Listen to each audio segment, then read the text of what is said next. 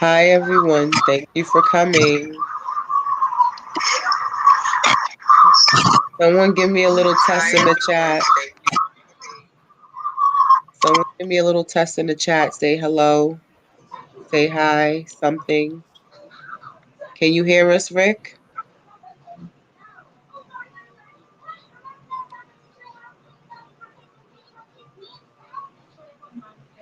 Tina, can you hear us, Miss Tina? Hi. Hey, Christopher. Peace. Blessings. Thank you for joining us. Thank you, Miss Tina. Thank you for saying you can hear us. Everyone's here. Cassandra is here. Our guest Simona is here. Thank you guys for tuning in. I can't wait to hear what you guys have to say. Thank you, Rick. I'm glad everyone can hear us. It took me a while to try and set everything up, but thank you guys for waiting. We appreciate it. So let's just get right into this. Thanks, Chris. So today's show, we're going to be talking about a lot of different things. Well, a couple of different things. But the name of the show is A Mind is a Terrible Thing to Waste. And we're just going to start off by introducing ourselves a little bit and just getting into a little background of who we are, where we're from, because the idea of this show is to basically talk about a lot of the things going on today, whether they're generational, whether they're dealing with our youth, whether they're dealing with racial issues, whether they're dealing with government issues. But in particular, today's show, first, we're going to just start off with a little bit about ourselves, and then we'll dive into some topics. So, for those of you who don't know me, my name is Amaryllis, and I am currently a new mom, and I grew up in Brooklyn, and yeah, I grew up in a side of Brooklyn which people might be familiar with, called I'm gonna say Williamsburg area. It's between Williamsburg and Greenpoint over there in Brooklyn, and I think we lost Cassandra. She might be back. And I have two brothers and I have a sister. And we just grew up in the projects out in a place called Cooper Projects. So we have a lot of diversity going on because from where we started, I know for a fact each of us have went a lot of different routes growing up and over time having children, different jobs, different work experiences, and different school experiences. Um, Simona, would you like to introduce yourself? And let me try and find Cassandra. Yeah, that's fine. Go ahead. Okay, well, I'm Simona. I grew up in Cooper Park as well. But when I was like maybe what, 9, we moved to East New York. So also a lot of diversity, a lot of different things. And then when I was about maybe 14, yeah, 14, I started high school down south. Um, I moved to a predominantly, white neighborhood. Being black was a minority in my high school. Um, I mean, it was crazy. You had white girls pulling up their Mustangs, putting on makeup all day. Here I am coming from New York, doing a month of high school in New York, and going through metal detectors and whatever the case may be. And then I come down here, I was like, yo, what the? Like, it was culture shock on top of, yo, what is this? It was just different. And then different work experiences and just different things I've seen and everything. So, I just want to share some of that. Maybe somebody can relate. Yeah, yeah, hello. Yeah, I'm here. Yeah, you're back. You can go ahead and introduce yourself. We introduce ourselves real quick. Okay, I'm Cassandra Emerson. I'm a Brooklyn native, grew up in Cooper Projects. My peers, also co hosts Amaryllis, Don Martin, Simona Richardson. Grew up grandparents, second generation. My mother, Tina Mullins, my father, Stanley Mullins, they were survivors of drug abuse. Stayed in impoverished communities. Doesn't mean that my grandparents came from impoverished communities. That was just a cause that was dealt with. And I was able to see my surroundings and wanting to do better. And in stance, I did. Went off to college, graduated with a bachelor's, obtained a family, now live in a home in Michigan, Ann Arbor, and I'm happy to be here today.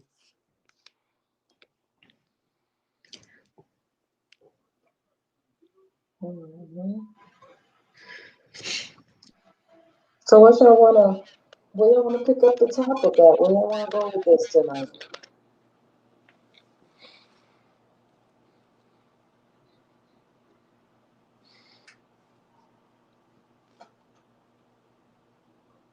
Simone, I think you're giving a little feedback. Just make sure something is not playing twice. You only have it open once or somebody. But yeah, we can start with one of the topics we wanted to discuss was one of the things we see happening going on with our youth today, and with the fact that we all have children, but in particular, I know Simona and Cassandra have their children are a bit older, and they've been seeing a lot of things with which I also have witnessed as well, but a lot of brainwashing within in many ways within our community, but one of the ways through video gaming with our children. Um, and that's one of the topics we're going to discuss first. One of the things we notice is that some of these kids are putting a lot of their parents' money into some of these video games. One of them being Roblox, another one being is similar to like what Cassandra had explained to me, the Sims game. Back in the day, they had Sims. So, Cassandra, can you talk further on this real quick? I have to do something quick. Right, and with that being said, the topic of today is mine is a terrible thing to waste.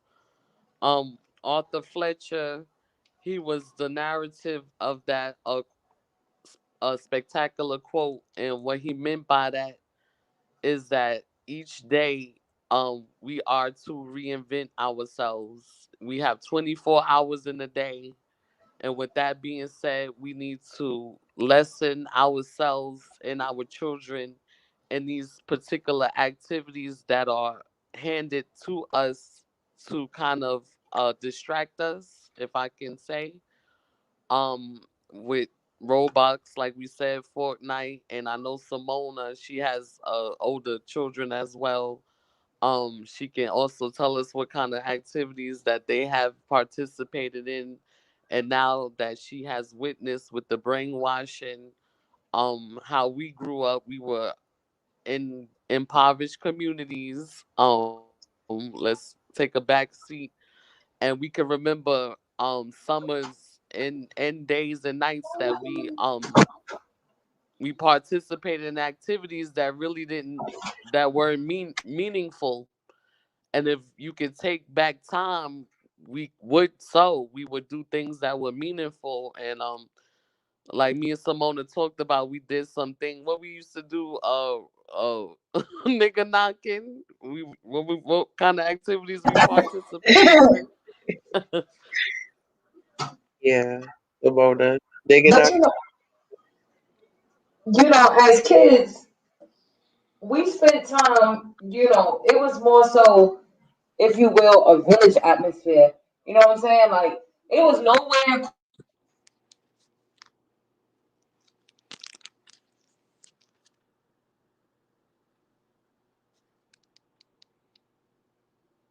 like now you got these kids, they in isolation, nobody's going outside, nobody know what's going on in the other person's house.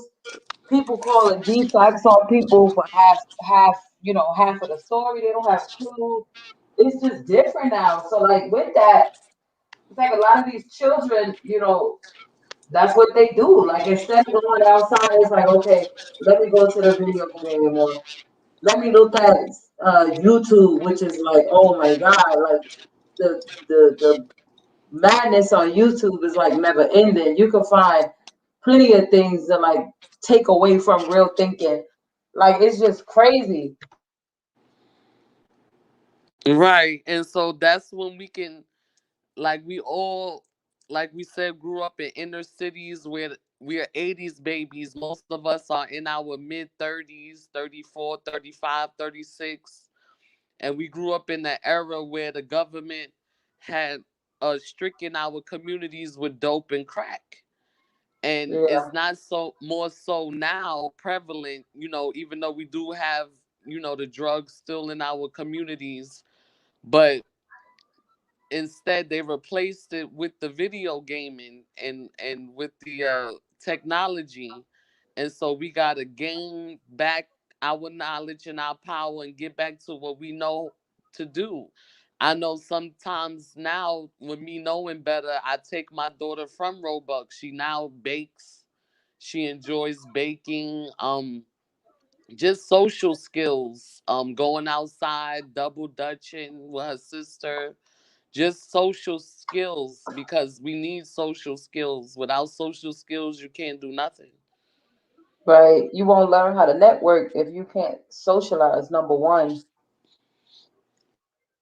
and then also like what you were saying with your daughter baking and stuff.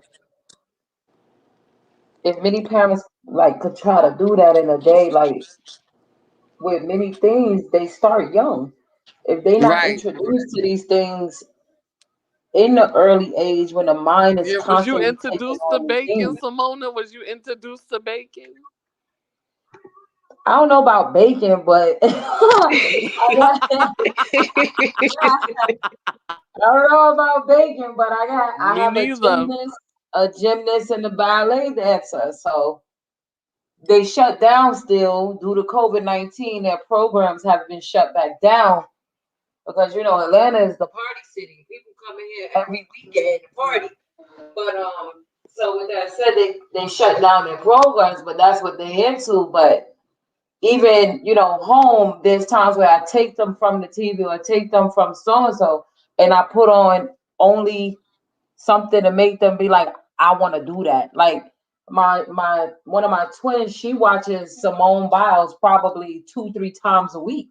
Oh, You that's know, good. Yeah. and the one that wants to be a ballet dancer, I let her watch the videos of young black girls. So she's like, "Oh, okay." And then she get up on her own. She want to practice. She twirl Right. around the house. I catch the other one flipping on. She done took the side piece off the bed, put the rail on the side of the dresser, talking about she finna tightrope walk. I said, "Girl, but I'd rather her be trying to do that than sitting in front of something with no thoughts at all, circulating nothing to better herself, just doing absolutely nothing, you know? So yeah, so hypocritically speaking forward, do you think if we would have had somebody to take the time out to instill like basic skills, will we be far off than where we are today? Like, is that important in the black community to start Absolutely. instilling? Absolutely. Yes. But then when you like, okay, I'ma just go here because this is something that I feel is absolutely necessary. I feel like in the black community, you don't have I don't feel like based on my personal life, I don't feel like my parent like my mother she was mentally battling too much to do those things. You know what I'm Right, saying? Like when I was a child, there was some things. Let me just give y'all a little bit of the history. My great grandmother had my grandmother at 12 years old by somebody who was married. You know what I'm saying? So her mother really I got a 12-year-old that's pregnant. I could only imagine how her mother might have felt. So, in right, turns, my great grandmother didn't have that love, support, and encouragement that was necessary. So, of course, it became a generational problem. You know what I'm right, saying? She then had my grandmother, same age. You know, my grandmother started getting pregnant. I think the first time was like 15. it just became a cycle. You know what I'm saying? And then like Right. with that cycle, you got women like they get pregnant at age number one. Your brain is not even ready to handle what's about to happen to you. You know Right. what Your body nothing. I'm saying? Right. Physiologically, you just not ready for that. You know what I'm saying? And then on top of that, you got to deal with having to do these things by yourself. So with my mother, I just witnessed that. Like a lot of the times it was a lot of stress. It was a lot of mental stress going on. She didn't have a mother to support her and show her how to be a mother to her children. So it was difficult. And she did the best she can, but mentally, when you start having your own children, you start to see like, damn, either I'm gonna be the same way or I'm gonna come up out of this. And Right. that was kind of what I was faced with. Like there was a lot of times I found myself doing shit that I don't do today, but if I would have continued those cycles, I would have been the same way. Like I struggled with drinking. I struggled with, I was the girl that didn't have a daddy. So I was out in these streets doing shit trying to learn what a man is on my own. You know what I'm saying? So that Right. shit, it was just crazy. And those things just continue to manifest if you don't start recognizing it. You know what I'm saying? It just becomes a problem. And part of it really came from not having somebody to nurture and to plant those seeds at a youthful age. Like this is what you're supposed to do. And it be simple shit, like simple shit from day to day that ties into mental. Like you can't wake up every day and not do nothing with yourself. You know what I'm saying? Like every day we wake up, you're gonna make up your bed, you're gonna do shit before you even come out your room. You're gonna brush your Right. teeth, and it's gonna be a system. Like I literally did not have that shit when I was a kid. It took being around other people's families and being married to someone that their family wasn't with that shit. You know what I'm saying? So it helped to change who I was and just fix some things so that when I did start having my kids, we was able to get some generational shit behind us. Right. Right. And that's why we have, and thank you for that, Simone, our special guest. That's why we have this platform, because this is time to change and unify amongst each other so we can break generational barriers.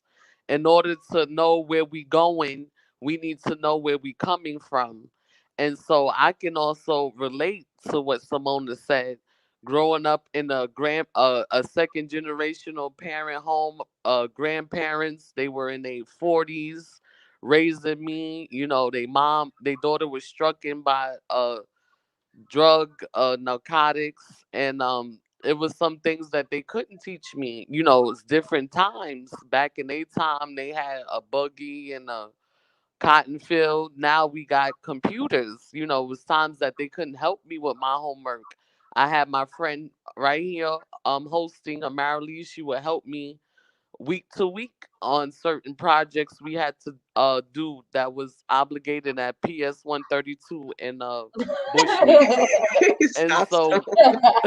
so like we said, it's time to plant the seeds early. Once you plant the seeds early, we give it time to sprout, grow, and change things that needed to be changed. And that's why we're here tonight. We're not offending anybody. We understand where we came from. Some people were stricken by drugs. They didn't want to do drugs, but that was the thing in the 80s. And now we are the reproduction. We're the 80s children. And so now we learn, and once you learn, you have to teach. And once you give, you gotta receive. You give. So we're trying to change the narrative here, because we've been doing it so wrong, involuntarily, and we want to change the narrative so we can move forward. That's right. And You know, it's really hard to build a community as well when you're also, like Simona said, when you're not doing some of those things, you're not allowing yourself to be in atmospheres where you're meeting other people, where you're networking, because also you can sit in front of that game all day or whatever technology is keeping you there, but you want to be like Simone Biles, where you're not going to be like her if you can't, meet other people on that same path, or at least be in atmospheres where other people are training, or have the opportunity to meet somebody who could hook you up with some gym time or something like that. And Right. a lot of times, you have all these people. with all these children, or they want particular advice, and then you have people who don't want to give that advice, or they don't want to help Yeah. the younger Oh generation yeah. come up, and that's even more sad. And that's also hopefully what we could do with this platform is help some of the people trying to bring up younger generations, or even the younger generations themselves, because a lot of times it's kind of like, just because you struggle, somebody else may want you to struggle the same, and that's not necessarily Mm, helpful to anyone. right. We don't all have to struggle just because before us everyone struggled. Cassandra. Right, and I agree with my co-host because in each generation is supposed to be growth. Oh With yeah. wisdom, there's growth. So we shouldn't be struggling. If the generation before us struggle, we shouldn't be struggling with what they struggle with. We should already have tucked in the baton and passed it to the next generation. We can't be struggling with struggle. We gotta pick the baton up, know better, and do better. It's a time that we should not be regressing. We need to progress. We cannot I know go that's back right. 100 years. You know, All on I've top. seen is people hating each other. Why are we hating each other? We shouldn't be hating each other. If you can give your sister some advice, encouragement, that's what you should do. You should not be dwelling in her struggle. If you see something needs to be done, help her. Give her some advice, encourage her, put her on your back, and try to carry her to where she needs to be until she get on her feet and go to the next destination. We have too many critics without any solutions. That's another issue. If you want to be a critic, have a solution to the issue so we can move forward. If we have so It's funny many that you critics, say there's no resolution. There's no Cassandra. resolution. Cassandra. Go ahead, Simone. Yeah. That you see what you said. That's the same thing that we was talking about on the phone the other night. Remember, we was talking about Oh the yeah. critics and the means of these other social media platforms.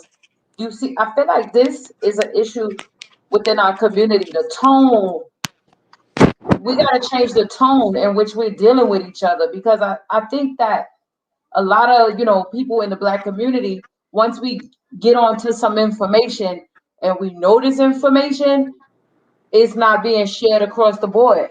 A lot of the time, I think it turns into a situation of I got mine, now you get yours. Right. Or, you got people Precisely. on Facebook literally calling other people dumb because they ain't been put on to the same knowledge that you've been put on to. But it's like, why can't you change your tone and talk to your people? Because at the end of the day, one more black person losing or struggling from something, that's one step further away from winning. We all are. So it's like, Right. I Yeah, don't get that. I don't get that mindset. You know what I'm saying? Like the getting on Facebook, telling people y'all dumb, wake up, you sleep, you idiots. Oh, y'all still sleep. Like what the fuck is yeah. that, Instead yo? of like, hey, it's time to wake up. Let me tell you why. It's more of a like slap in the face, or it's more of a like, ignorant comment, and really you should just be helping one another. Right. And instead of trying to bash one another, talk to them in a frame of mind of wanting to help them to begin with. It's really hard when the intentions of the other person is not to be helpful at all. That's all you're gonna get is Right. that whole exactly what Simona just said. And that's the sad part about it. These could be people sitting right next to you. These could be people you waking up and saying good morning to every day, and in the back of their mind, they don't, if you were to trip, they don't got no intentions on helping you. If you were to trip, they just watch you fall flat on your face. No, Right. they And don't. They they got might the camera out in your that face. too, and that's the new thing too. You pointed Yeah. that out the other day. That's the new thing too. Quick to catch you fall, quick to record you fall before they, lend you a helping hand to get up. They reach up for Right. the phone to record, which is even more sad because how far are we supposed to get? You might as well be in a race together while your partner's tripping you up the whole time, or you think they're your partner. And really, if we all just work together, wouldn't we all be getting somewhere much faster? Right. Didn't we all come Right. from the same place? But Come some from the people, Scientifically, same that's what makes place. sense. Come from the same place. and it makes it harder nowadays. I And know. that's what we mean with the brainwashing. Brainwashing. If we all come from the same place, there's nobody better than the next. We all have gifts.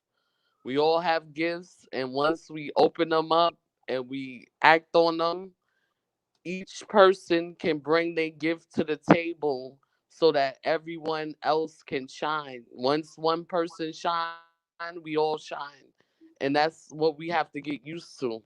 Is nobody sharper than somebody else's. We all each got individual talents.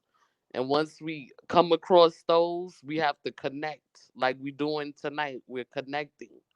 We all Let come me from the ask you same this. walks of life and we're connecting on this platform so we can connect to others that can also understand and move forward. So in like day to day, if we were to get a solution to move out of this, do you feel like it would be something as simple as from day to day where we are going out as young black people, just simply speaking to other black people, start the conversation like, "Hey, brother, how Yes. you doing today? Hey, sister, how Yes. you doing today?" Instead of Yes. crazy. That's what I think I'm gonna try to start doing. When I go in public and catch somebody looking at me, "Hey, brother, how you doing today? Hey, sister, life all right?" Like, just Yeah, start that's asking what these I do a questions. You lot. never I know. talk to everybody. I grew up with my grandparents, like me and Simona met each other because of our grandparents. And those grandparents were born in the 50s. They talked to everybody. My grandmother always told me you treat the janitor just like you treat the Oh yeah. president of the United States with respect. Once you find out who they are, you engage in progressive talk. That's But what we these was talking generations about the don't other day. understand that. If we don't know who we are, each other, we cannot connect. We have to connect. We got people in Maryland, we got people in Georgia, we got people in New York, we got people in Texas, we got people all over this continent. And if we connect, then we can move forward. What you was saying about the everybody on the same platform, like you treat the janitor the same way you do the president. I feel like another stream of this brainwashing is coming from again, as it always has, these people in hip hop. You know what I'm saying? Yeah, Like, it's hard for somebody to see somebody, when they might not be the best dressed. When you got city girls on the TV talking about he bought me a Birkin, fuck you broke ass hoes. Like, what is? I mean, you can't in the Right. same sense. So I'm less That's than why you I because I'm not started sleeping my with clothes. somebody That yeah, that's why to get a we. Birkin. Yeah, that's why we trying to break away from that. The stereotypical what it should look like. Mainstream, hip hop. We all don't come from that. We all don't get a record deal. Some of us are still in the hood. Yeah, Luckily, we have been blessed to get out from our circumstances, but we still have those that are suffering and is real as cancer. We have to help oh yeah, those that are stuck.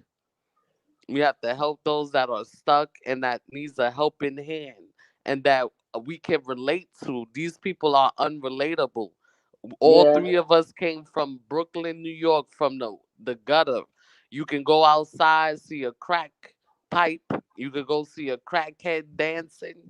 We Somebody saw the kissing in the worst. elevator. You mean we Yeah, seen see it the all? crackheads in the elevator. So we are relatable. We have to distinct ourselves from those that are unrelatable to those that are relatable. And we need to connect to what we know. And that's what makes the difference. Because these people that's unrelatable, they can never identify. They cannot identify. But see, that got to do with the reflective picture of what this all looks like. A lot of these people that is listening to this music, I don't think they can differentiate the fact that you are not a city girl. Like, you have people that Right. are waking up and going to sleep, living by this. Like, this is how these females really act. Like, you see But them. they've been so poor. They've been so poor that they see this on TV and that's what they hopes is to be. Oh, find a rich nigga to buy them a Birkin bag, a band, a bag instead of go learn how to cook something, go learn how to make It's something. fast, fast. Nobody is in the building. It's Right, quick, you gotta fast. build. Yeah, quick, fast. I can do this. Or you got people that are they work long enough to get plastic surgery and think that's going to change the lifestyle forever. Right. You know, It's I went to college. brainwashing. I have a college degree. It's a 2 year degree, but I have a 2 year degree in health science. And you know, I haven't spent one day in that field. You know what I'm saying? Like Right, I've done right. other Yeah, things. yeah, and I'm glad you talked about that because we had that on discussion for tonight too. College, that was also a frame of brainwashing that they put in the black community to distract us from going back to our roots and being innovator thinkers. Some things are not meant for us, and they put this into play to distract us because we have millions like you and myself and Amaryllis that both have. I have a 4 year degree. I am not using that. I'm using the essentials like timekeeping, professionalism, things like that, responsibility. I've learned those core values, but I'm not using the degree itself, but I'm paying for the degree. And so that's where we have an issue too, the brainwashing. Don't expect your children all to be scholars going to 4 year ivory schools, coming here determined to be something that we never were granted to be. You have to tap into your children early, like we said, plant the seeds, find out what they good in. Everybody not gonna be a doctor. Stop telling your children, oh, you're gonna be a doctor. Stop telling your children, oh, you're gonna be a lawyer. Oh, stop telling your children you're gonna be a basketball player. Start figuring out what your children are good in and work on that. Work I on prefer that. to teach entrepreneurship over schooling and working for someone personally. We Right. teach we teach education as using the system for your use in our house. We don't teach it as get up, go to school, and do this work. Most of it, ain't even true. Like some of the stuff where my kids are coming, what they I have to reteach some of the stuff they learn in the history class the way it goes Yes. A down. lot. A Yes. lot, A lot. So our main focus, yeah, you need education because you need to be able to present yourself. You need to learn this English. You need to learn science to have a basic understanding of how the Yeah, world you works. need You need grammar. to Yeah, learn your those are math. yeah, that's a central basic English grammar. You need that to form sentences, to express yourself, exclamation points, pronunciation. We not taking away from the Wait, education system, but we do no, agree with I'll come to you. entrepreneurship, learning what you can. Like my daughter, she likes baking. So every often we're in the kitchen learning different recipes. That's something that's instrumental not only for her own use but for personal skills, learning how to measure, learning temperature, learning just things that you need in everyday life that they don't teach you. I remember one time that they had cooking. I remember one time they had dance in school.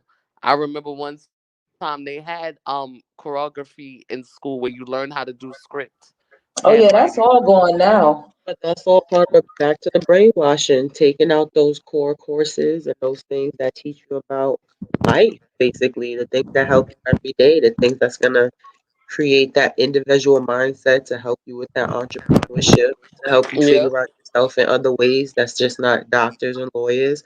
That independent thinking, it's like they Yep. don't that's part of the brainwashing. You can't even Yep. take home ec. You can't even get hygiene. You can't even get certain chorus or band or certain things like that, especially in lower class neighborhoods. You're Oh not going yeah. to have those extracurricular activities. If you have them, you might not have access to the same utensils or the same type of teachers, you're gonna still be lacking in some area if you're not lacking altogether. All You know part of what's the same crazy? thing. I spent some time assistant management at the bank, and was crazy as I'm opening up checking accounts for people who can't even sign their name. They can't write cursive.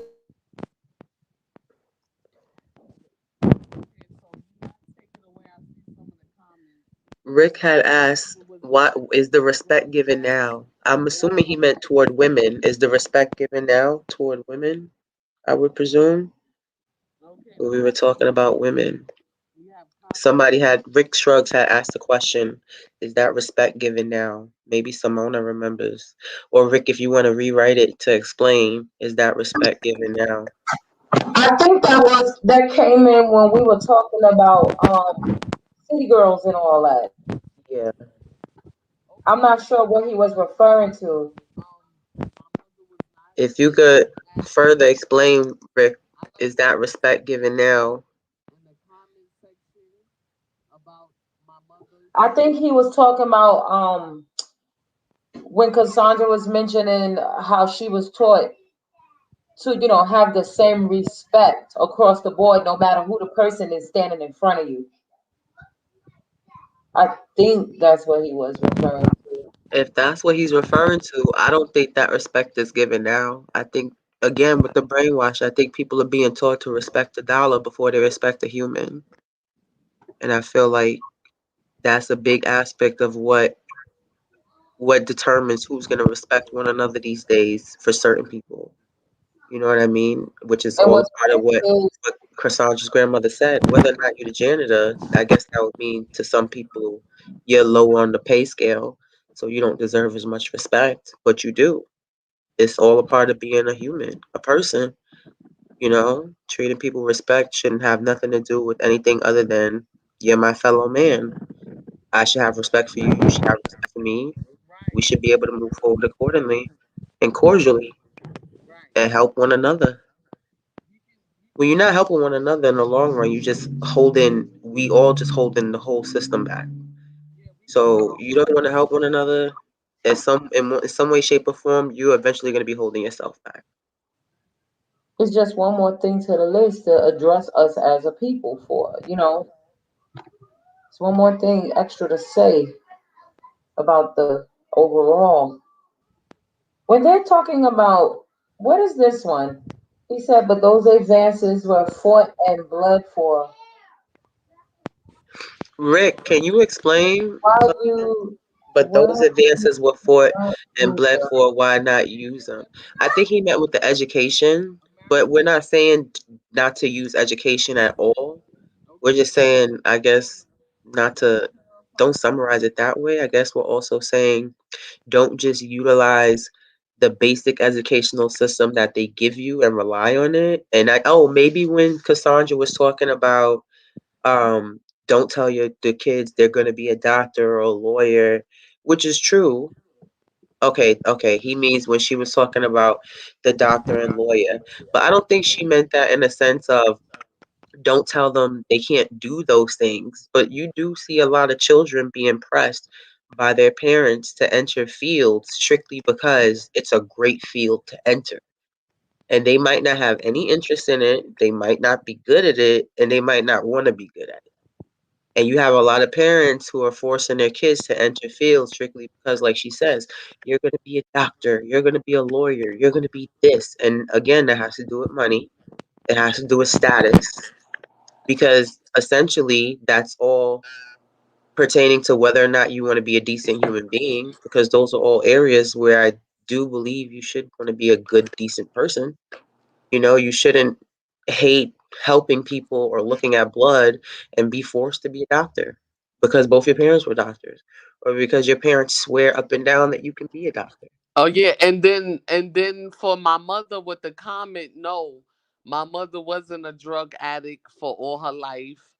From the years of 3 to 10, I was under the parental rights of my grandparents. She did obtain her life. She got recovered. She obtained a great job. She got her degree, associate's degree in medical building coding. She worked for Beth Israel, one of the best private doctor cares in the state of New York City. We traveled to Orlando, Disney World. That was one of the most highlights of my life. She obtained good credit. She was able to buy me a vehicle. No, she was not a crack addict all her life, but being that the government did capture her, it did put a hold on to her offspring, which is me, because um I'm very smart. I'm an intelligent young being, and so being that they were able to take her out of the scene, that counter reacted on me. No, I don't blame her of my shortcomings, but if we could turn the hands of time, um I know we could have built championships. I love my mom, my father. How do I feel? Yeah, I'm sad. Everybody wants their dad in their life. I don't know who don't. You can be 85 years old and still want some type of counter reaction with your dad. That's not my shortcomings. That's his shortcomings. He chooses to be a jail recipient, so that doesn't underline my future. I know that I want to do better and I want to be better to continue to carry on my family legacy. But no, my mother was not a crackhead all her life, because I see that she's commenting on that. I don't want her to feel offended. I'm very proud of my mom. She has been in recovery now for almost 12 years. I want her to continue to be strong and understand what the government tried to do, and that they cannot keep a black strong woman down, and that she continues to need persevere with God on her side to continue to be strong for her daughter, which is me. I will not bad mouth my mom, because I know that she's a good individual and I love her dearly. If it wasn't for her, I would not be here. So I just know what has happened and what we need to do to move further. And there's a lot of other children that has been affected, and Marilise has been affected. So Simona has family members that also been affected through narcotics use, and we all persevered. And so that's what this platform is about: identifying the issues and moving forward. Absolutely. It's not what you went through, it's what you do after you went through it. How you come Right. back from that. And that's more commendable. And that's another thing. People gotta stop judging people by the mental state they was in when they did something. You know what I'm saying? Everybody go through shit every day. Like I have 4 kids. It's days that it's a hell of a job. You know what I mean? It's a hell of a job. And a lot of the time people are judging people based on their situation and what they're going through, but they not you not them. You know, a lot of the time you can't say, oh, you ain't not because you just don't know what led that person to go doing that stuff, you know?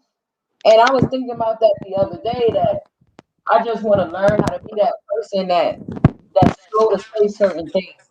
Right. You know what I'm saying? More willing to observe, shut up really, and collect information before I start running my mouth.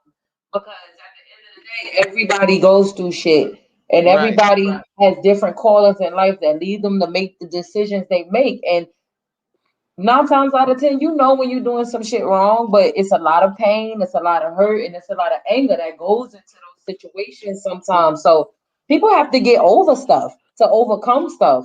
Like it's just not gonna happen unless mentally you ready to do some things and you want to really, change something. So like you were saying about your mother, that's amazing. Because there's people Right. that Thank they you. can't get a hold of those things. They die, or Right. they spend life in jail because they just went overboard one night. So that's a hell of a thing to be clean and out here and productive and doing something. That's what's up. Right. Now, thank you for that, Simona.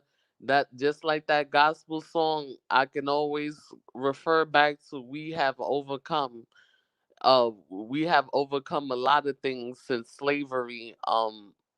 The freedom of black people. It's only been 400 years, but we have been freed. I don't know what other people freedom looks like. I don't know if it's mentally freed or physically freed, but we have been freed to some certain degree. And in order to continue to be freed, we have to overcome, and we have to unify. We have to get our brothers and sisters together, stop being offended. When we communicate amongst each other, if we feel a certain type of way, we need to discuss, have open-minded conversations about the issue, and then once we have those conversations, we move forward. We get the solution, and we continue to pass the baton to other generations to come forth. We cannot continue this offensive behavior, madness, aggressive, angry, and don't have a solution for the other generation. They're looking for hope. Just because we have overcome, that doesn't mean that there's other people that are sitting in desolated situations, don't know where their next meal is coming from, don't know how they're going to get to work, don't know how they're going to pay their rent. We have to also keep these people in mind. And with this platform, it gives people hope and inspiration that we can overcome and move forward.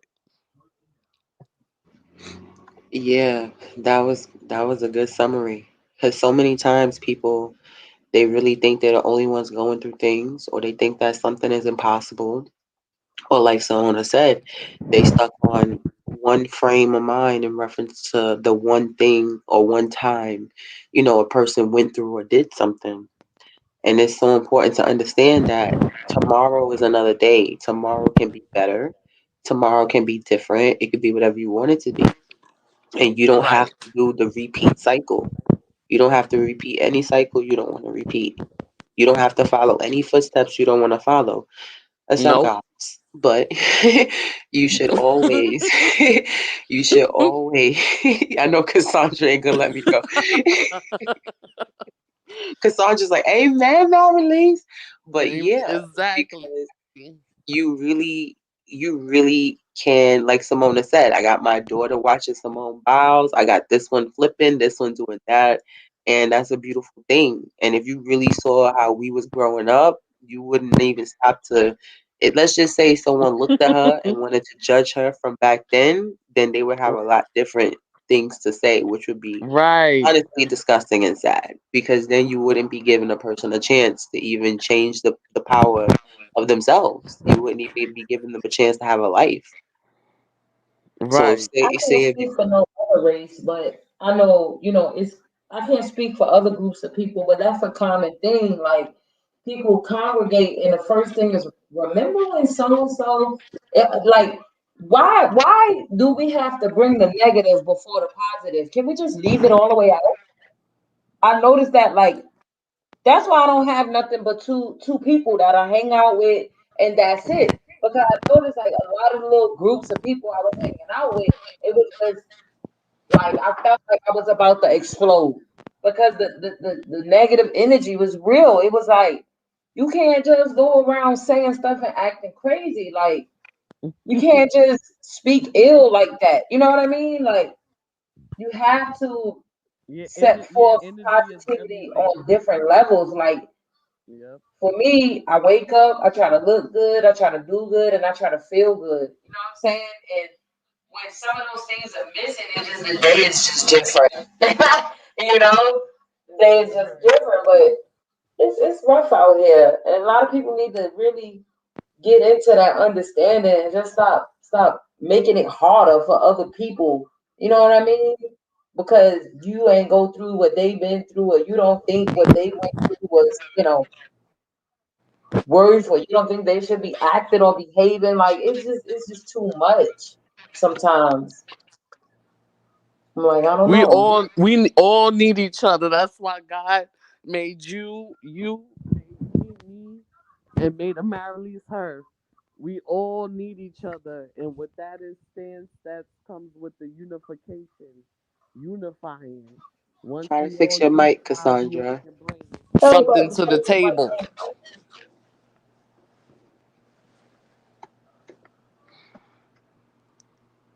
I Yep. don't know.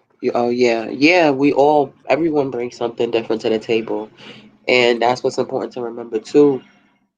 Because, like you said, like your grandma said, Miss Alice, the janitor deserves the same respect. Sometimes people don't even know.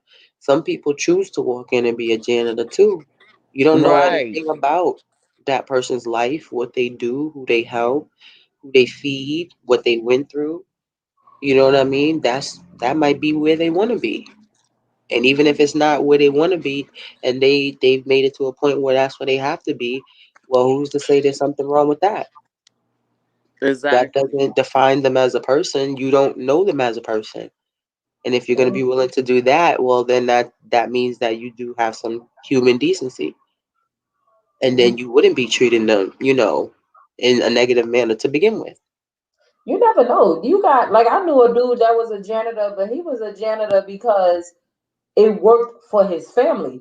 You know what I'm saying? Like, and all their kids are going off and being successful. So it was literally like he took a step back from following his career and what he went to school to do and took a regular job because he had something else going on.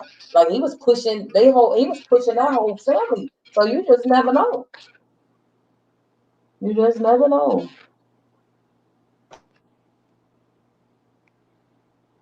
Exactly. You never know what the janitor has in store. Your Everybody, mic went low again, Cassandra. yeah, everybody brings something to the table.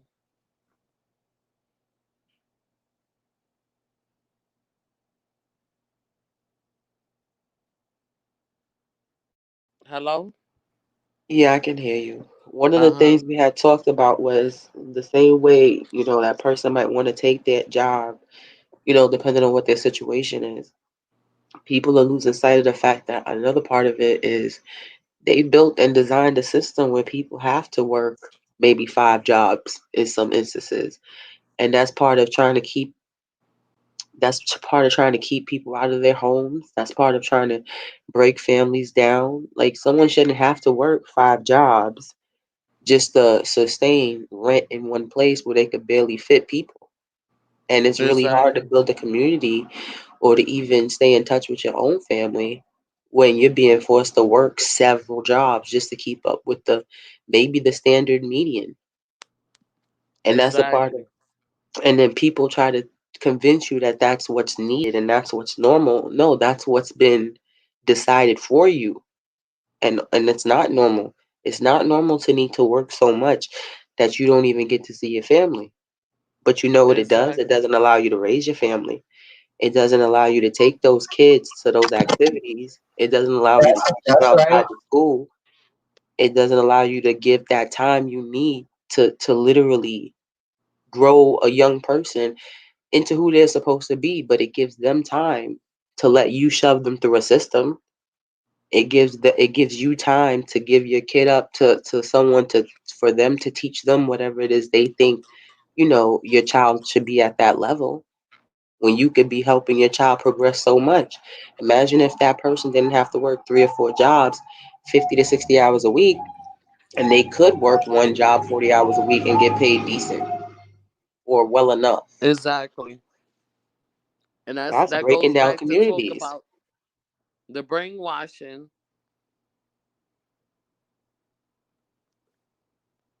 the brainwashing, having them tell us that we have to have 3 to 4 jobs. We all know time is money. That's a statement that will always be prevalent. If you don't have time, you can't make no money. And if we give all our time and obligations to these other people, then we have little time to dig into what we need to do. And that's time to put the seeds into our children so that they can grow.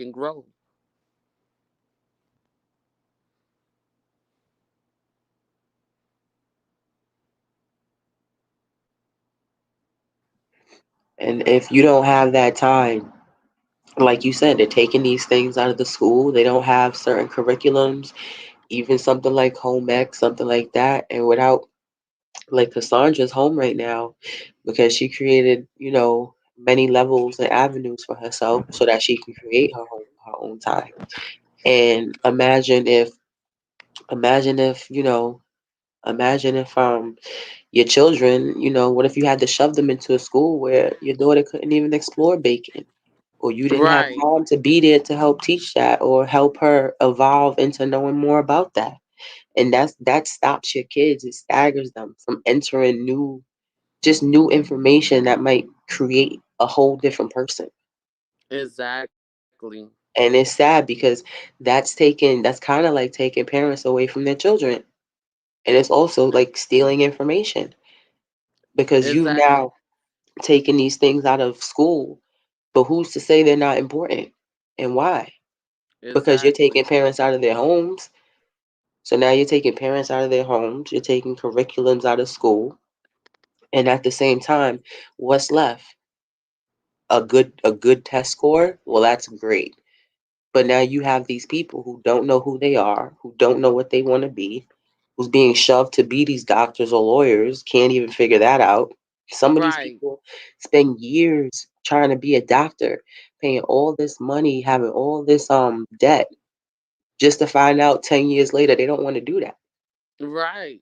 Right. Because they haven't we haven't went into the core. We haven't dig deep in to see what your child is really capable of.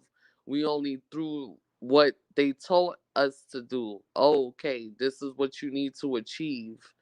And many of us, we like Amarilee said, we have entrepreneurial skills, we have pastry chefs, we have video directors, we have motivational speakers, we have teachers, just naturally a natural talent that will never ever be recognized because we are busy worried about how it should look, what they said it should be like, and instead of tapping into our core uh innovative thinking of we built this country, we built everything here. We Black History Month is February, but Black History exists as 365 years. We built the lawnmower down to the air conditioner, down to the TV, electricity. We have invented so many things that they still take credit for. And so this is the time that we wake up and that we tap in and figure out what we are destined to be and what we should be, not what it should look like. And that's the disconnect. Because like Amarilee said, we waste so much time. Oh, the kids go to school, they can't keep up with the academics that we mandate for them to do, when they should be probably doing something else that doesn't even go with what we're trying to do. And that's what we've been doing, failing. We have to tap in, like we said, take the time out to figure out what our kids are destined to be, not what it should look like. When you growing up, depending on how you grow up, some communities, some families, depending on where you're from, the type of the type of jobs your parents may have to do or the type of living y'all might have to live, just because they have to focus on that one thing, it may be hindering them.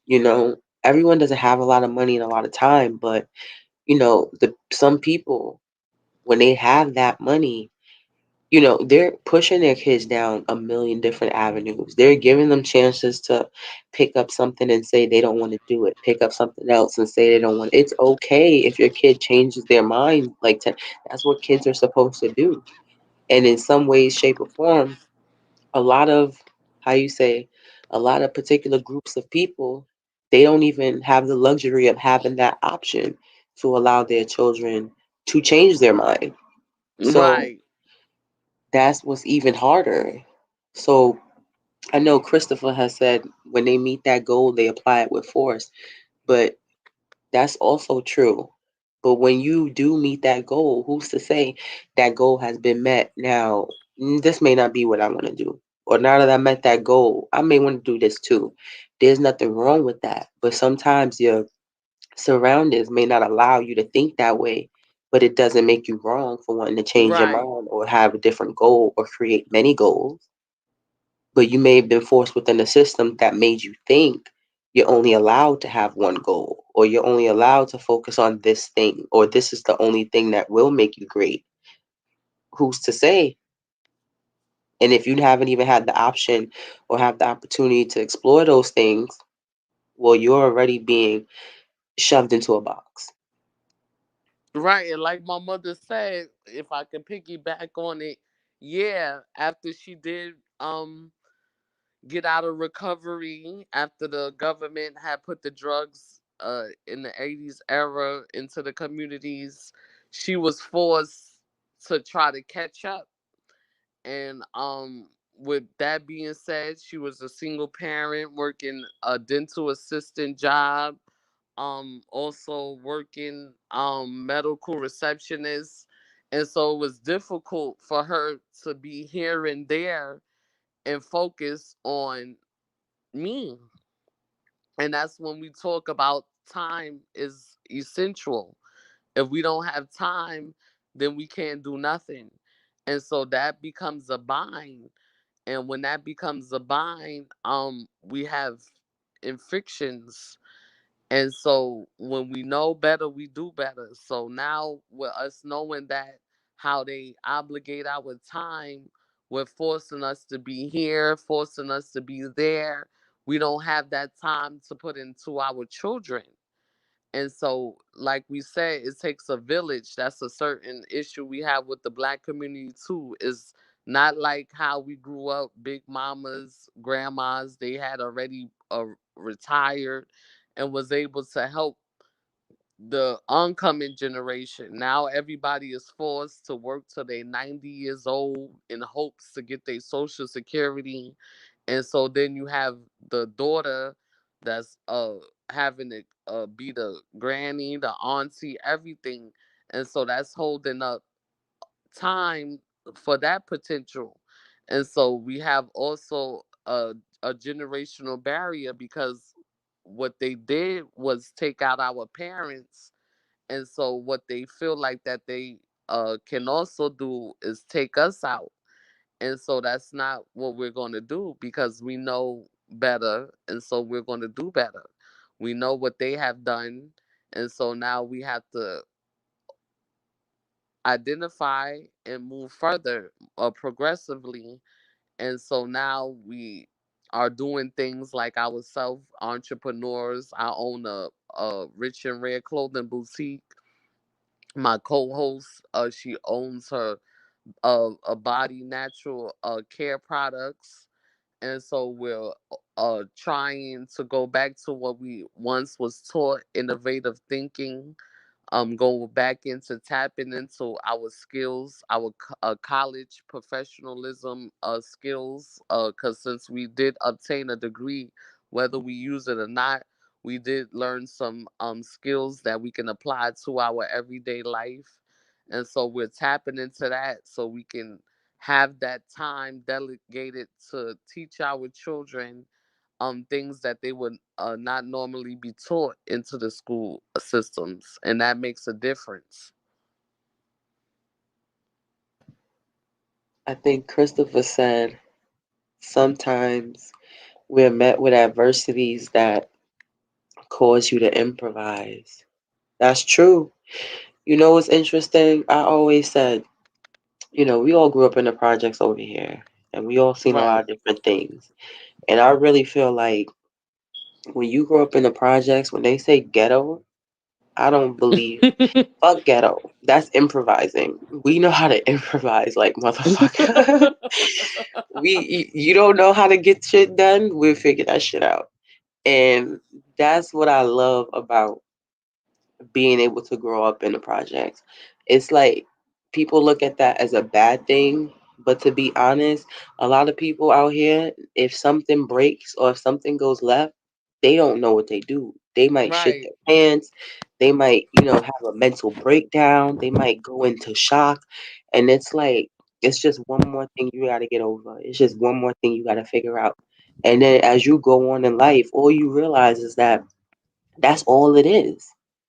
And some people get paid to teach you how to do that shit. We had it for free. We we had it for free growing up, learning and living. And yeah, it is called strategic thinking. And some people, they never have to use it.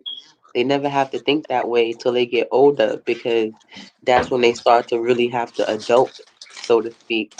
But unfortunately, in a lot of our situations, I guess we had to adult pretty early, not by choice, but it's not neither good nor bad. Everything I think that people grow up and learn to be of some sort of commodity to them in the future. But I think growing up in the projects, so to speak, I feel like it gives you a leg up in a lot of situations that some people run away from. And strategic thinking is very important. And I think when people say, oh, you're ghetto, I just think that they figured out a way to do something that you necessarily didn't figure out how to do it that way. Right. I do. I agree with you. We lost you, Cassandra. Can you hear me? I can hear you. Yeah, I thank God for my upbringing. Like you said, those that had the picket fence and backyard, they can't take some of the obstacles that are when Life that has thrown. adversity takes place. And I do thank God for my upbringing because I know that's what got me to where I'm at today. Had it not been for that, I don't know where I would be because I know that tough times don't make people. You have to go through those tough times. And so I do thank God for that adversity because I can take a lot more than the average person.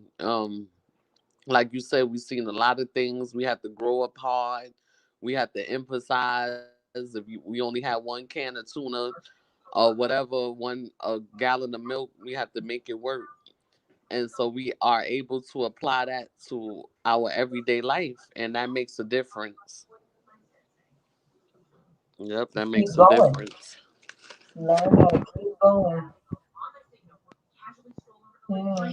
And that's all, when you really look at the bigger picture, that's all everybody's ever trying to do is keep going or to get over whatever obstacles is thrown their way or get over whatever it is, even if it's you just trying to get to the next job position in a company. Maybe you don't want to be an entrepreneur, okay, but you have different levels within a job. You have different levels you may want to reach within a company, a corporation, a small business.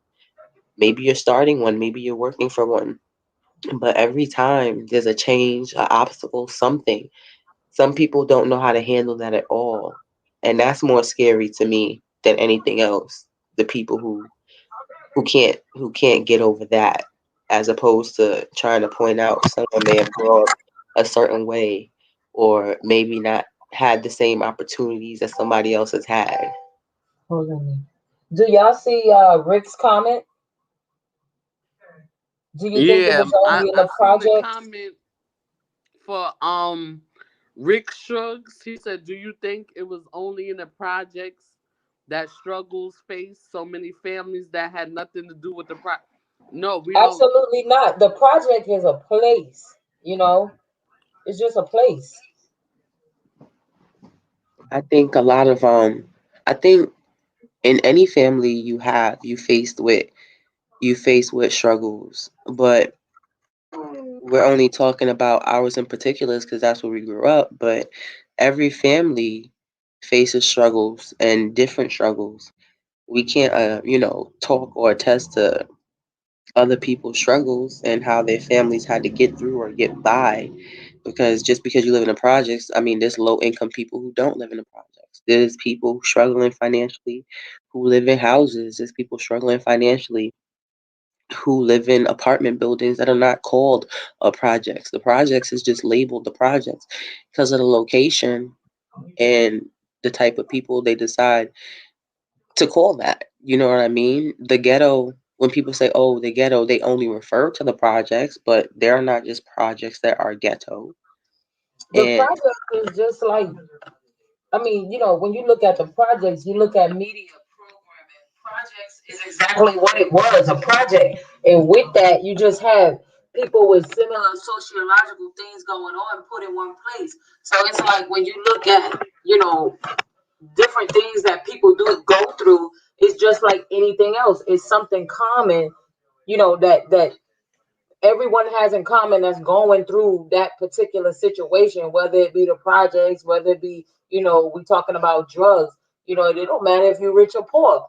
It's you're gonna go through the struggles that come with it. So, it's just wherever you are, whatever you're doing, it just so happens that, it's somebody going through the same thing. It doesn't matter where. it's just a label that they smack on you. It doesn't mean that anybody else you're talking to, based on where they lived or how they grew up, that they didn't face many adversities and that they didn't have struggles.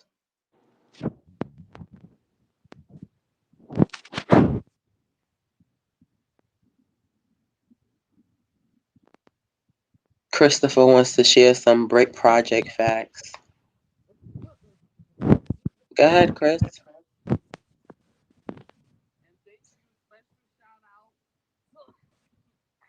And that's the thing is, Rick, a lot of people, the I guess the way we speaking is because a lot of people label certain situations in general. They deem it as something bad or negative. And the whole point again is not to look at it that way. Because at the end of the day, some of the best in some fields come from where? They grew up in the projects. They grew up in Adversity. particular, yeah, in particular situations where they had to face many adversities. Chris said when you take an individual and you place them in an immoral environment, they don't know right and they don't know right from wrong. Chris, I think that's what they hope um an individual will become, but it's Yeah. not necessarily what you have to become. And that's why we're speaking on this in general, and that's why we're making this platform, because that's the point. When you're an individual placed in these type of environments, it's not fair to say you don't know right from wrong. I don't believe that just because you're there, you don't know right from wrong. I think you do know right from wrong. It's just that some of the options you may need to take may always lead toward the wrong, but it doesn't necessarily mean you don't know right from wrong because they never been taught morals, he said. Like you were saying, who said, I think somebody just said something about, I didn't hear what Marilyn said a second ago. Something about being taught from right from wrong. Do you remember what you said? I missed it. To whose authority? Oh, he's saying to whose authority do they answer to? Meaning when we grow, like when you grow up in a particular place and that's an immoral environment, whose authority do they answer to? Well, they're hoping that's again, they hoping you just fall victim to whatever system that you've been put in or whatever system they've created for you. That's what the whole project was about, though. That it would liken the probability that you would become a product of that environment. Meaning, you know, the parents would go on some, either whether it be illegal or alcohol, or the children, you know what I'm saying? Like it was a whole working order. Like I'm looking at the comments, so to make that change, you have to find way. That's Yeah, like what Cassandra was saying. It's the community. It's literally everything we've been saying. It's the community. It's helping one another. It's you're saying they're not taught morals, but when you grow up in anywhere, not just the projects, I'm sure you have a neighbor. I'm sure you have somebody. There's always somebody looking at you, quick to tell you how fucked up you're being, or how fucked up you look, or how fucked up you seem, or they're watching you, literally watching you fall flat to your face when before any of that had a chance to take place, they could have been a helping hand, or they could have been an Oh yeah, ear, or they could have been yeah, of assistance, or they could have been of some sort of guidance.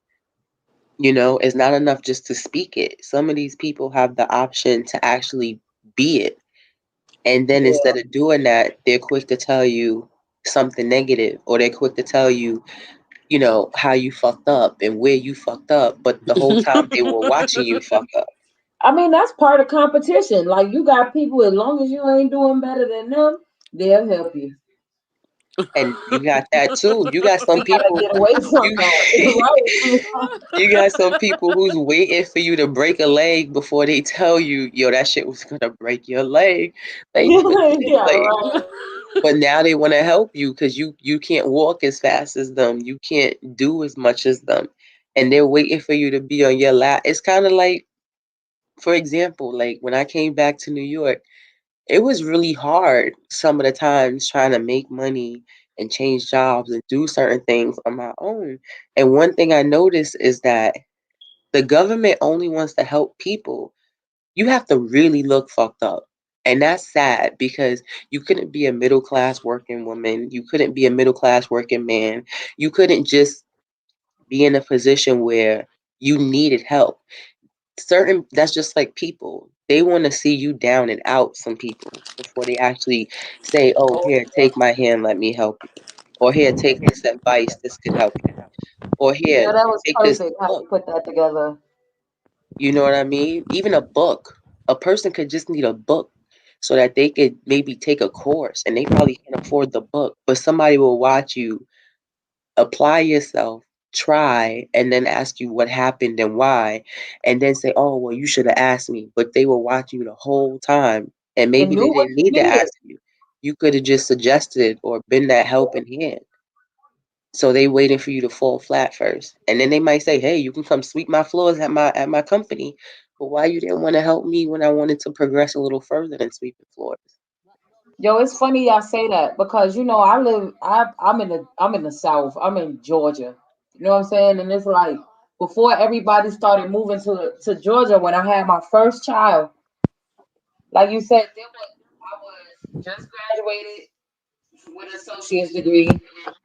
Um, and like just married for like 2 years or whatever, and it was like me and my husband was going through it. Like I wasn't working, because of babysitting and different things. Like this is before my mother moved here, and his mother had a full-time job. Yo, there was literally no government programs to help us. Like we had to literally be like not having shit. Like there was no program to help the person attain better. Like, but if you want to do worse, we got you. You know what I'm saying? But if you want to try to do something, if you want to try to buy a house, nah. If you want to try to get off food stamps, nah. Either you need these food stamps or you don't. We're not going to help you get to that point where you'll never need them, but we'll help you stay on them. Like that was crazy. Rick said the change starts with you, then your family. Yeah, that's what That's I would. that's literally what we're saying, Rick, and that's the point of part of the point of what we're trying to make is that we're living in a time where, like Cassandra said, the community. You could say that, but in a lot of instances, that community mindset it don't exist anymore. And like Chris is saying, he said wisdom comes from learning from your mistakes.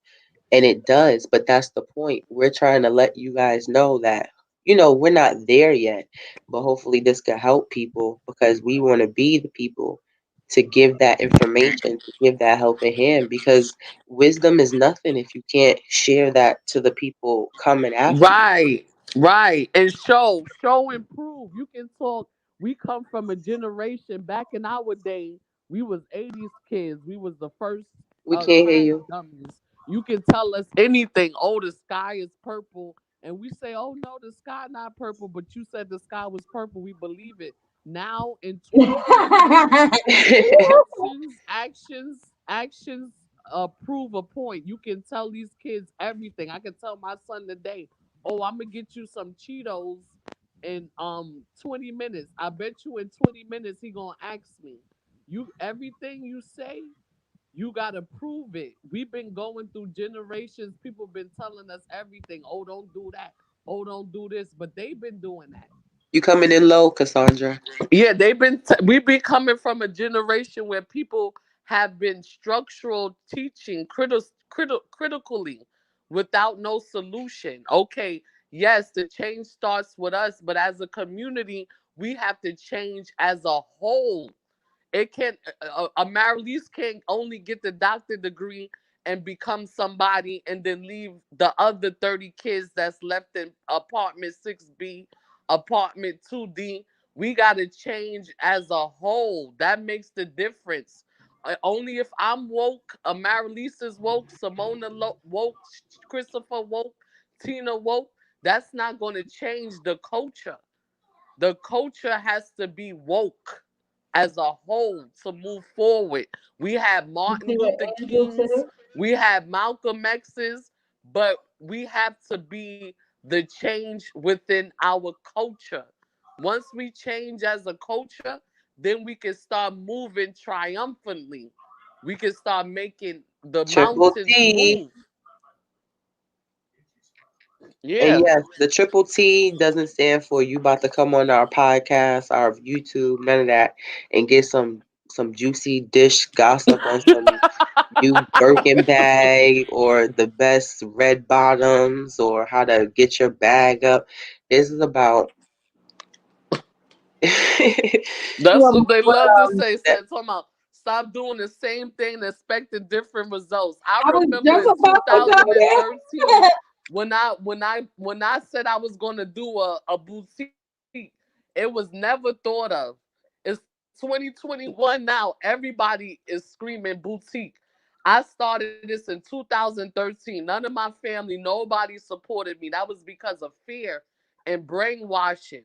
Everybody telling us, "Oh, we gotta go work for the white man.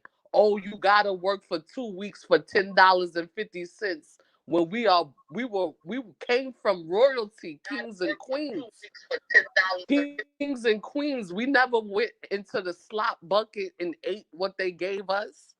So we gotta stop that dogmatic, ignorant slavery mentality talking about doing the same thing. We've been changed. If our generation didn't vote today, Joe Biden would have never got elected. So stop saying that we need to stop doing things. Looking, we done the ultimate unbelievable. We haven't seen nothing from the other generation doing nothing. We done got beat up almost 7 months ago for George Floyd. We done got beat up for Trayvon Martin. We done did a lot of things that was the unthinkable, but we need the support. The support makes a difference. The progressive mentality, helping your brother, helping your sister, makes a difference. If we don't have those core essentials, then we cannot move forward. We can't keep going back saying the same thing that didn't work 100 years ago. Where's the solution? Where is the solution?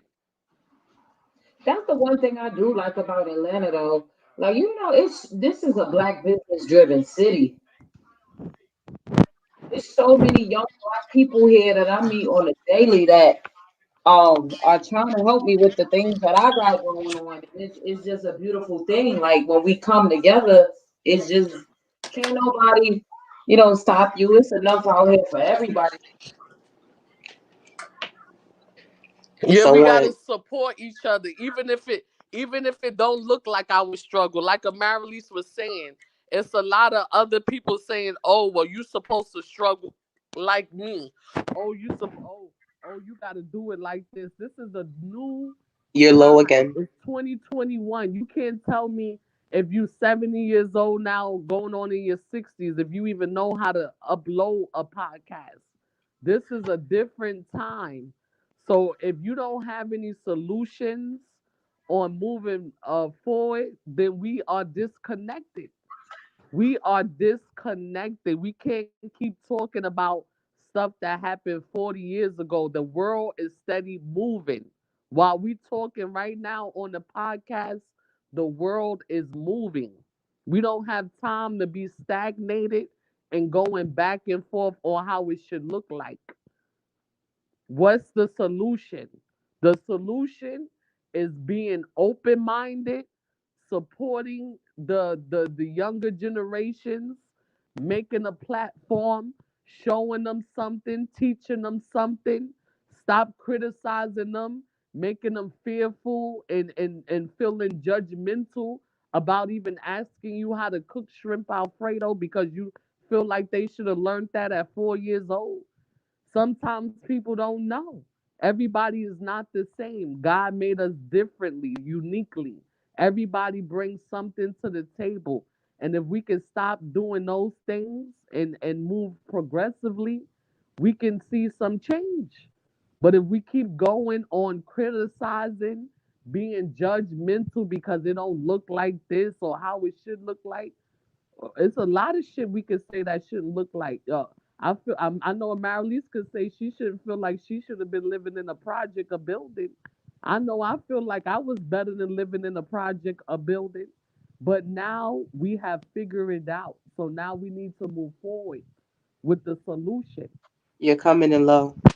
Yeah, we got to figure out with the solution. What the case in point, Rick? Case in point, Nat Turner. Yeah, I'm glad he said Nat Turner because I thank God for my grandmother, Alice Thompson, which is my mother's Tina Muller's mother, which is joining us in this podcast.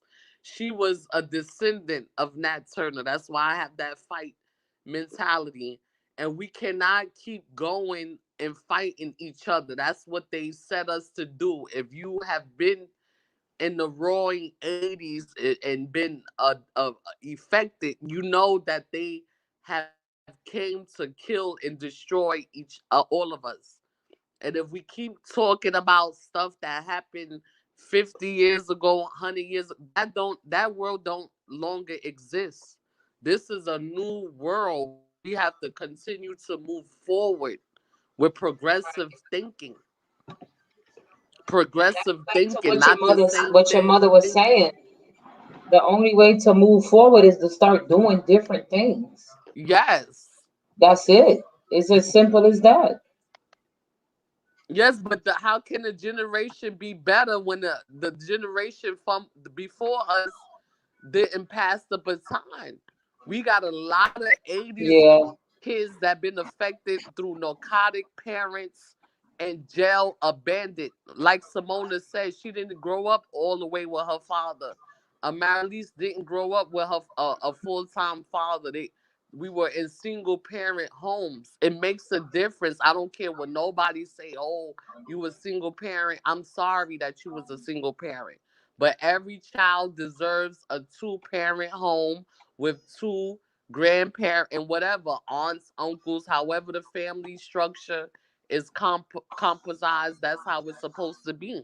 But we can't be saying, "Oh, well, this is how it was," or what. No, if we don't have that, that means that we had less than the next person, and we not about being less. We about being more.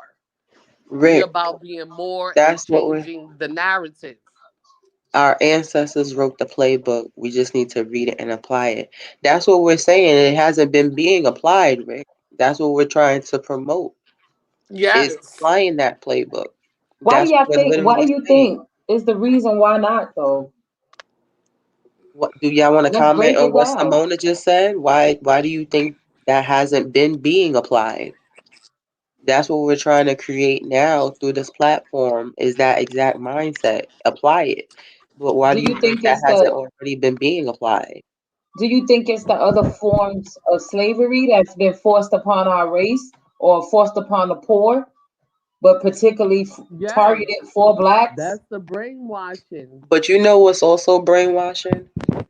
The fact that no offense to anyone, however they get theirs, however you get yours, but a lot of the things that I feel black people do to one another is downplay one another or downplay how they're trying to reach a particular level when at the end of the day there's so many other races out here doing the same exact things to get there. Black people are not the only people on Oh welfare. no. Black people are not the only people taking advantage of whatever they can in particular financial situations.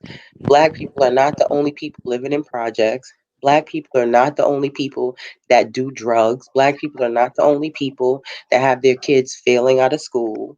Black people are not the only people struggling. And that's the mindset they try to embed in everyone. It's like black people is the only people struggling. Cause that's You're what's not. on TV. Yeah, and the way you got to go get it is not the only way people are getting money is not from selling drugs. Black people are not the only people that sell drugs. Black people are not the only people working the street corners. Like that is a horrible mentality, and that alone oppresses black people, thinking that Yeah. you can only go this route, or you're the only ones to go this route, or you're the only ones to do it this way. There's so many people doing the same shit and still Yeah. getting away with basically murder. We just not allowed Right. to get away with murder. Right. Because Yeah. our people are too busy fighting each other and telling each other what it should look like. Oh no, you married, y'all two is broke. Oh, y'all shouldn't be broke. Y'all should be $90,000 making. How? When both our parents was stricken by drugs, when we both were raised by a second generation. So no, y'all didn't leave the platform. That's the problem. Denial. Once you identify the problem, it's just like math and science. If anybody is analytical and can add and subtract, all you have to do is analyze the situation. Once you analyze it and find the problem, it's the solution. Okay, so y'all messed up. Y'all wasn't able to be consistent. You have to be consistent, and that's what we have today. That's why we have this platform, because we're seeing a lost culture, a lost culture that is not even supposed to be lost. We came Yeah. from being kings to queens to being peasants. It's Why the are we support system. We're peasants? not having that support system amongst each other. Generation to generation, that is not there. You have more generations being raised up to find their way because it's essentials that are missing. So when you go out there seeking, you don't have, you're not able to combat that sometimes. And people And need to stop comparing black culture, or not black culture, but stop comparing the way black people probably move to other cultures because we're just a group that the magnifying glass is on. You know what I mean? yeah, No yeah, one's putting that magnifying glass on anyone else because if you did, you see they moving in the same ways. We oh just yeah, not getting out of that same cycle. But they're moving in the same ways. But then the way you're taught to believe is what's holding you back. Back to Nat Turner. And and the sad part is, even today in the day we're living in, this whole how everything is turning when people try to say you don't need this type of education. That Cassandra didn't say we don't need education. She was trying to also say it's necessary in addition to a million other things. So don't yeah, let education be slid under the rug because you're so busy again trying to go get that bag that you're forgetting that people fought for the right for you to have that education. They fought for you to have the right to be in these classrooms, to have this free educational system. I don't think that it should cost someone money to learn how to add 2 plus 2. I don't think that you should have to yeah, fight for your child to go sit down in the classroom and to have someone teach them. But that's kind of where they're trying to take you back now. But when you look around the corner in certain neighborhoods, what you see the Jewish community have buses upon buses taking their kids to school. I can They remember haven't when talked we went yet to about not public going to school. school. They have I buses can upon remember buses when we going went to to school. public school But and what other communities you see out here with buses, their own system for schools, having for and having education, for money, and having for any of that? updated textbooks. This whole system's designed for certain people they're sticking together to make sure that culturally they're gonna survive. And meanwhile, it feels like black people are being broken down and being taught how to move further apart.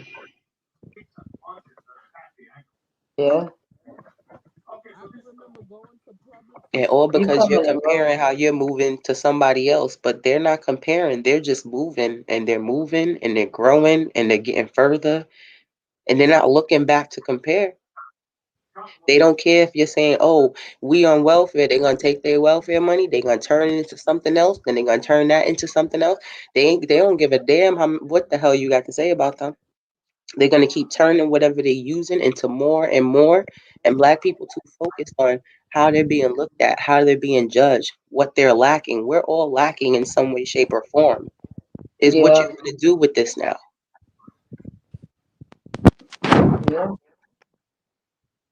And then we gotta stop comparing and contrasting people.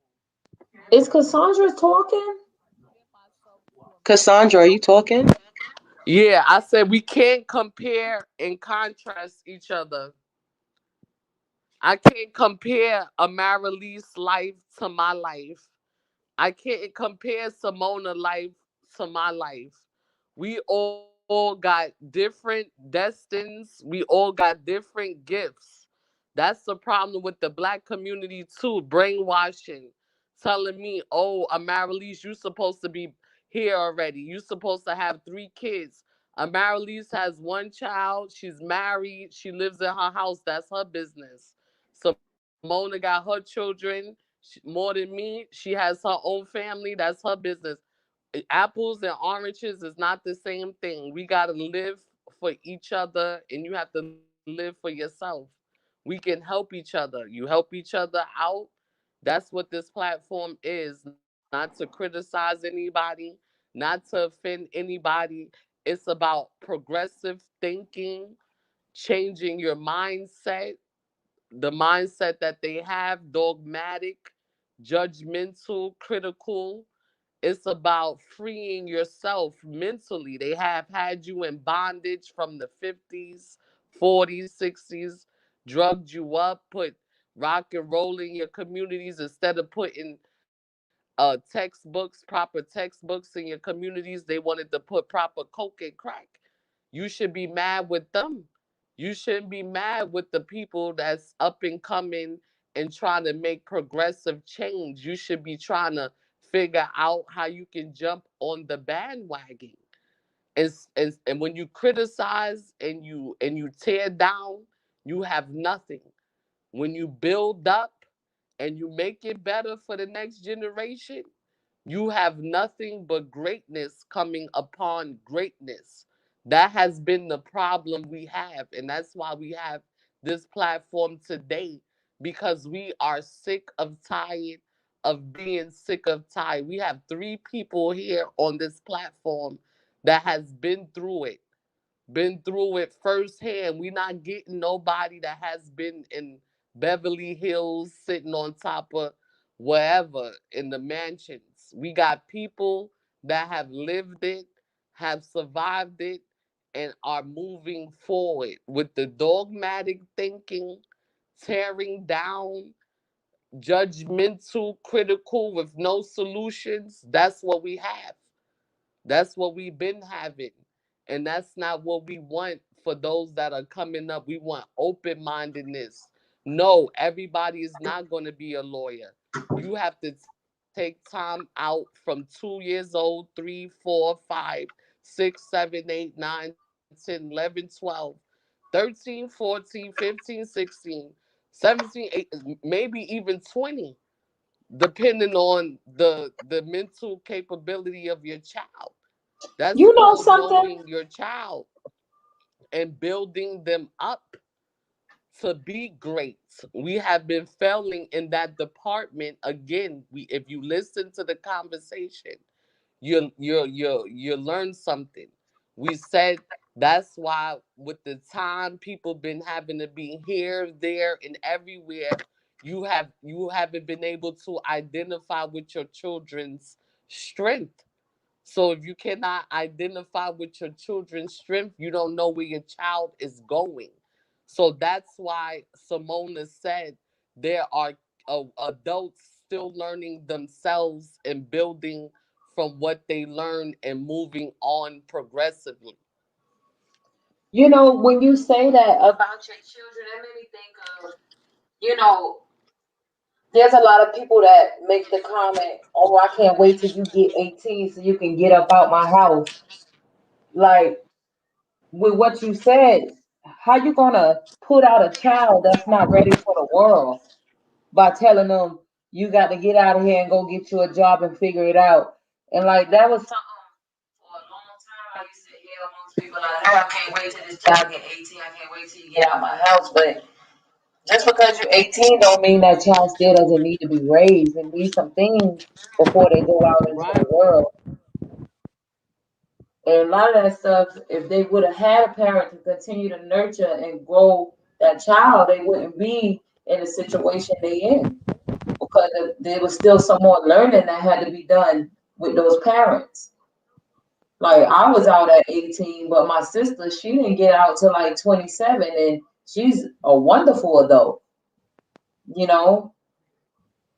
Yeah, But it was everybody is different different. struggles that went on there. That's what I said. Everybody is different. And once your parents identify their children's strengths, that's when you can plant the seeds in properly. And so we got Rick asking, he said Nat Turner chose his spirituality to understand who he was Hello, Cassandra. and fight his freedom for others. Yeah, Nat Turner had enough. He had enough with the racism that was being taken amongst his people. So he did react in a matter that he was able to aggressively fight off the oppressors to free his people. And that's what we need to go back to. I'm glad you made that statement, Rick. We have people that are fearful. We need people that are fearless, that can tap back into our ancestry. We don't have that no more. We have a lot of people that they mentally scarred, whether on dope, whether being a single parent, whether having your kids too young and you upset because you didn't get to live life. It's a lot of issues The that struggle is happen. winning. And it's a lot of issues that happen that people are scarred from, that don't have nothing to do with the next generation. And that's what we have suffered from. We need people that are fearless. If you see your daughter have a business, if you see your niece have a business, support them heartfully.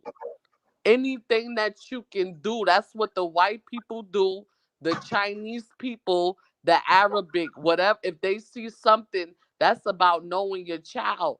If you know your child capabilities, you will not be fearful of their success. You will be fearless. You will Rick be said, able to do anything and everything for the common goal, for the Rick said, family. hold on. Rick said a spiritual answer hasn't been addressed. Yeah, the spiritual answer hasn't been addressed as an answer. Are you referring to us? Or are you referring to people as a whole? A spiritual answer I hasn't been don't know if addressed he's as an still on answer. here. No, he said Nat Turner because we had talked about Nat Turner. No, And yeah, after that, he said, yeah, a spiritual answer hasn't been addressed as an answer. I don't know if he want us to go in the Bible about Nat Turner. That was before my time. I can't go back and tell you about Nat Turner and his spiritual believings. I know that he freed his some those that was in bondage. Just like God is going to come back and free those that are in bondage by the suppressors. Yes, the white people, all the suppressors. If you don't know now, then now you know. And so if you know that, we don't have to go back and forth about Nat Turner and his spiritual. We don't- we would never fully know about how Nat Turner felt about the Bible because he's not here. He hasn't been Rick, here for a long time. do you Hmm. want to join us, Rick, for a moment and maybe explain what you're talking about, Rick? I would like for him to. I posted the link, Rick, so you could join. Hey, Joey. Thanks for joining, Joe. Appreciate you. Yeah, hey Joe. Thank you for Turn your tuning mic up, in. Cassandra. Yeah, thank you, Joe, for tuning in. You could click on Rick because you obviously have a lot to say, but you keep trying to go against, it feels like, what we're saying. So maybe you could help clarify so maybe it's not the case. But I don't know what you mean by yeah, a spiritual answer hasn't been addressed as an answer. Um, but yeah, I think Cassandra did a great job of bringing a lot together as a people. But Rick, I'm not understanding what you're saying as a whole. It sounds like you're trying to give information in choppy bits and pieces. Okay, keep going back to what you were saying. Or you could click the link. I put the link there so you could We can hear him, right? I would like to hear if he it wants to because join. we reading the text message. I can't read like it's like a text. I can't really get the gist of what he's saying.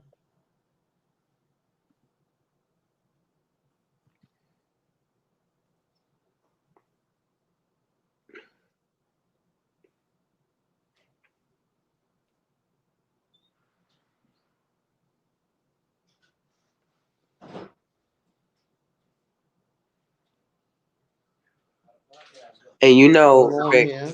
it's really hard My sometimes brother on because there. like it's a known fact. It's really hard to free people if their mindset is that they're already free in a world where they're not. It's Right. kind of like today.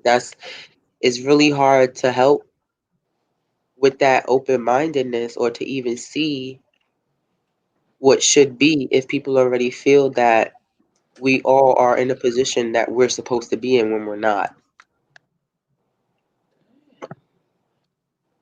Yeah. I don't know, Rick, if he wants to join, but I don't know.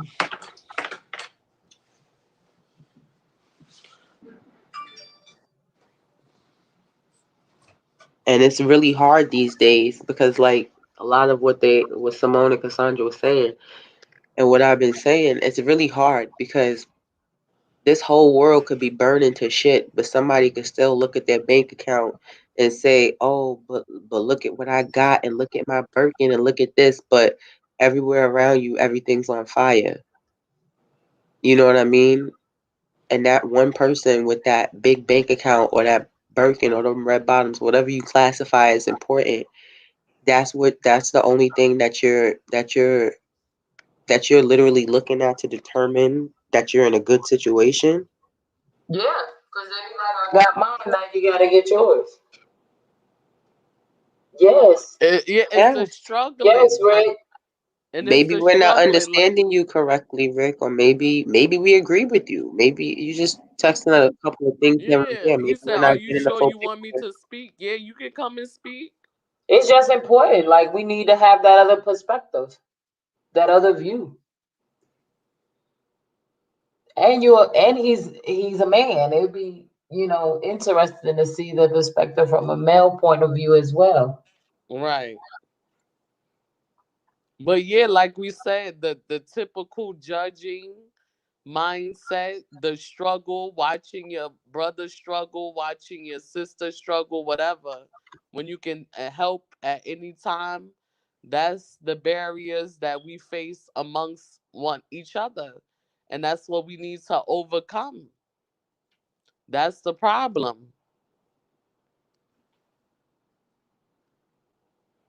Are we sure? I don't. We're not trying to start no problems. We're just trying to Yeah, but we have a understand what you're progressive saying. dialogue. Progressive dialogue. Please, progressive dialogue. This is not why we created that platform. This isn't about bumping heads and seeing who's right and who's wrong. This is about understanding and moving forward and having something better and creating something better and Right, better for the next. right. There's no judging it, no judgment zone here. We done seen the worst. If you listen, that's what's wrong. We have to listen. We have to listen to learn. Like you said, mentioned earlier, we've came from communities where we Hi, seen. Ray. Hi. I'm sorry, didn't mean to confuse you guys with what I was texting. Oh, no problem. No, what I was saying or what I was alluding to is okay. With Nat Turner, um, okay, like I was saying, he chose the spirituality um, to understand who he was and how he used it to fight for his freedom, and he used it to fight for others' freedom. Okay, as a people. And when I say about spirituality, it is that is and was a big factor in who we are as a people. That was a unifying factor for us. When you Right, talk about, we're not just talking about like Baptist churches, Pentecostal churches, and things like that. The church and what we believe was a major thing for us. That was something that was deprived from us from childbirth. Okay, when we say they call us an African American, okay, what part of Africa can you identify with? You know, and you say, well, Ghana, Nairobi, or one of them places. We can't do that. Oh You see? no, it was strict. It was But people. that's back to our ancestors. That's not as far as the church today. That's our ancestors. Because I don't want to go off topic, but even the churches today in the communities we live in, I don't know who's giving off feedback, but even the churches today in the communities we live in, no offense to anyone who attends, but because I know we all here, I think, believe in God. And a lot of the churches today, they don't all stand for good reasons or the positive reasons or the reasons that you may even come to believe in or the reasons that you may be even referring to now. Some of these churches today are put into communities for very strategic reasons, and they're not always, as you say, to find that spiritual belief or to all connect somehow back to our ancestral roots and things of that nature. All right. And see, that's a big issue right there because if you look at the number of churches that we actually have in our communities, okay, it's actually like a business It because is you a can. it is. I read some things that said that some of the churches are being placed in communities, being backed by banks in order to help break down the black communities and the families and the homes to help keep that whole, family overall in the black community broken as opposed to helping. Okay, and that's a good possibility. But at the same token, the spirituality part of it is okay. It's like okay, if I'm gonna just use me as an example, that was a big part of me growing up. Okay, um, you heard the saying as the family prays together, stays together. right. Yes. Okay, that was something. Okay, my parents, my grandparents, that was something that was instilled in us. Okay, that's something I passed on to my children also.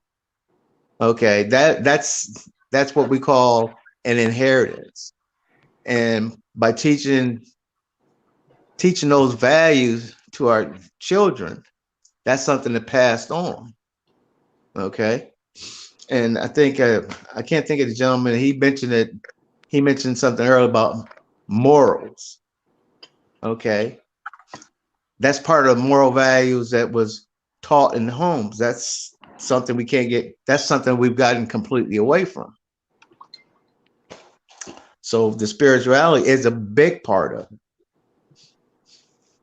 That's what I was the statement I was trying to make. I agree. I also think that in a lot of instances, even though, like, for example, you said it's passed on within your home. And I believe some people, when it comes to spirituality, they don't always use that with the most positive and best intentions. So in some way, shape, or form, unfortunately, even within our community, you have some people using spirituality to hurt others or to True. keep people separated, as opposed to trying to, as we've been saying the whole night, progressively move forward as a whole. Right. That's very true. My grandmother But was if it, always, if it's huh? go ahead. I'm sorry. Oh, my Go ahead. I'm grandmother, sorry. she was always, oh, God bless my grandmother, but she was always saying that, the world we live in, all this fighting and all this bickering, and there's only one God, and we all believe in the same thing. But yet somehow, this same one God we all believe in, we've all created so many divisions, and there's so many people that can't seem to work together and come together, yet we all believe in the same thing. Right. And see that's where I had wrote this as our ancestors wrote the playbook. We just have to read it. Now I might seem like I'm a little bit old fashioned, and I am. I mean, there's a lot of things that we have to actually put into action. We can't just talk about it. It's like I grew up where it says you respect your elders. It doesn't matter, who it was. It could have been the drunk person. Okay. If they were older, you still give them that respect. That's something that's not been passed on to our children, Well, the you know. three of us, I know for a fact, we all came up on that same notion and we all respect that, which is what we've been saying. It's very hard nowadays to see that, which is why we created this platform. It feels like people literally don't adhere to exactly what you just said. And that's Hmm. part of what's helping us stay in a place where we're just getting broken further apart and apart and apart because those values are being lost. You found three women who literally believe in what you just said. We were brought up on those same values. Like Cassandra said earlier, someone older than us, even living in the projects, they could have told us the sky is purple. We would have just believed them because, you're older than us, you're teaching us, this is what we believe, but we're not necessarily dealing within a generation where those who are wise are willing to teach or help or to lead the new generation into a better future.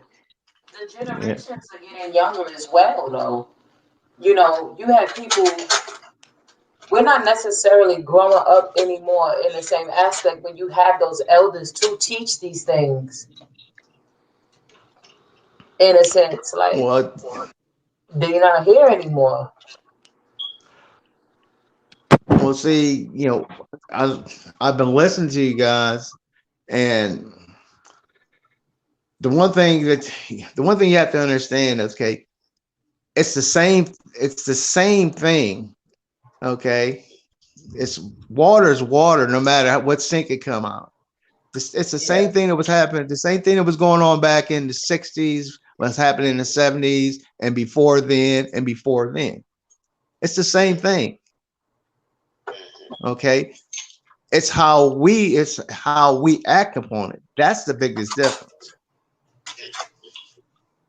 Okay, so how we respond to everything that's going around us, that's the change that we're supposed to be looking for.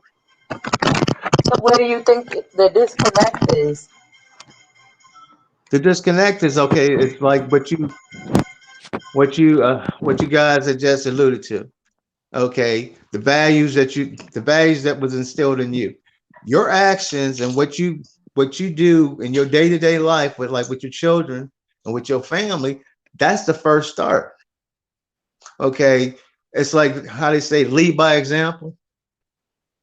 Okay, other people watch and they see how see how you do and see how you respond and see how you act with your children and as a family. And it's not like seeing people on TV because we know that's fictitious. In real life, your kids imitate what you do.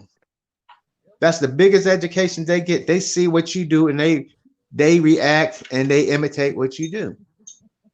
And see other people see the same thing. It's like a real life marketing ploy.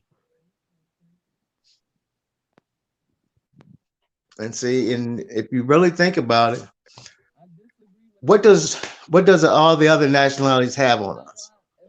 We've been here a lot longer than most of it. I could dare say all of them. So what is it they've been doing so different? That's constantly we constantly find ourselves in the same situation. We are not doing something. We're not. We're the ones. We're reacting instead of acting on our own accord. Do you think that, like, for a fact, there's a stigma placed on the Black community as a whole in general? So, for example, also, I'm just saying that to say, for example, if I walk into a company, well attired, educationally equipped, I'm still less likely to attain a certain position, even if the person next to me is not, just because of a skin tone. And then also the fact that we've been here longer and have no roots, like you said, can we date back to Africa? Personally speaking, Cassandra was just talking to me the other day about she deals with a lot of Asian people as far as work and the way that they stick with one another, the way they deal with their own, the way they're able to outsource to their own. It's not the same. The same way if you have certain Black people who want to start a business first. Say, for example, I just want to open a fish market. You have Mm-hmm. Asian fish markets, and do you even notice that they're able to make deals with other Asians in other countries of their own people, of their own race, and they I'm will sure. not maybe do business with Black people in that sense or other ethnicities. I'm They're able to sure. keep things within their culture, and I'm Black sure. people, when we came here, we didn't come here by choice. And then the Right. countries that we were ripped from were torn apart first and then placed in a manner of owing debt to this country that we are so blessed to live in the first place. So meanwhile, our own countries are still playing catch up while we're still here playing catch up. But Mm, again, to move forward, that's what we're literally agreeing with you at the same time, hoping that something like this platform to help create that change moving forward, to be that change, to be that difference. You know, you're right on all those aspects. Okay, as far as like in the job market and things like that. Okay, I am a prime example. Okay, there was nothing, but a grace of God, there was nothing actually given to me, and I was blessed to be able to achieve more in my lifetime than most Black men can even imagine. I don't have no degree, and I had to compete against a lot of different nationalities. But see, when I walked into the door, I already knew that there's going to be something that was going to be held against me. The only thing that was a difference was okay. My name was Rick Scruggs, and I had to admit that Rick Scruggs don't sound like a Black name. So that was the first thing. When I walked in, they realized I was Black. They was like, "Oh yeah, that's a problem." But see, all I needed to do was to get into the door. It didn't matter what position I took. Once I got in there, I used my talents and my own ingenuity to move myself ahead. And that's what we have, that's what we all have to do. Just because they say no, that don't mean we can't. That's what they're saying. That's true. Every time they say no, we should always think that's an opportunity. A lot of mindsets these days, as soon as, and that's what we were saying, a lot of mindsets these days, they're not used to overcoming, they're not used to improvising, they're not used to thinking differently, they're not used to trying to maneuver. Yeah, They're just used to breaking down when they hear that no, or they're just used to going left when they hear that no, or they're just used to doing something that's not going to further them because they heard that no. And that's the mindset we have to change. yeah, that's true. And it's just a matter of uh, you guys were saying that's a matter of just we have to encourage each other, Oh yeah. you know. And I know I heard I heard one of you say about the guy, the sweeper or something like that. If the person was a sweeper, he was a sweeper for a purpose. You know, he might have been a custodian for 30 years, but in that 30 years time, he might have bought a home, put a couple of his kids through college. So where we might view it wasn't a success story, but to him during that time period or that year, those years, that was a success story. He achieved everything he possibly could. That was he had opportunity to achieve. Yep.